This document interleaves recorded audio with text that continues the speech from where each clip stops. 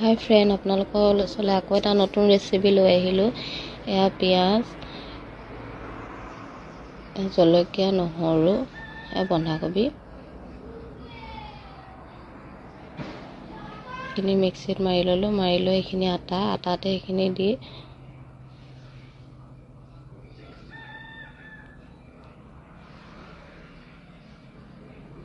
অলপ চামুচখন দি অলপ এইখিনি লৰাব লাগিব। নিমখ কণ দি দিলোঁ। তাৰপৰা চামুচখন দি অলপ লৰাই থাকিব। লৰাই মেলি কম পৰিমাণে পানী দি হাতেৰে খচি পেলাব লাগিব। খচি আটাৰ ৰদা বনাই ল'ব লাগিব। বনাই লৈ বেচন দিব লাগিব। বেচন দি আকৌ খচিব লাগিব। বেচনটো দিলে খাবলৈ বহুত টেষ্টি হয়। তাৰপৰা বেলি লৈ এনেকৈ কাটা নিমকি চেপত কাটি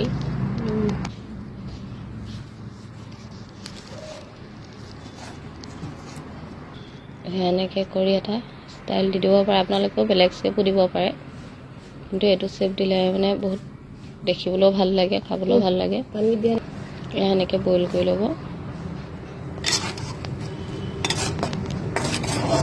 অলপ টাইম বইল কৰি ল'ব। বইল কৰি উঠাই একেখন কেৰাহীতে আকৌ তেল দি পিঁয়াজ দিব। পিঁয়াজ দি জলকীয়া গুড়ি, মিট মছলা, ধনিয়া, জিৰা দি মেলি আকৌ এইখিনি জলকীয়াখিনি দি দিব। দিয়ে দেখিছে, তাৰ ওপৰত চচ দি দিব।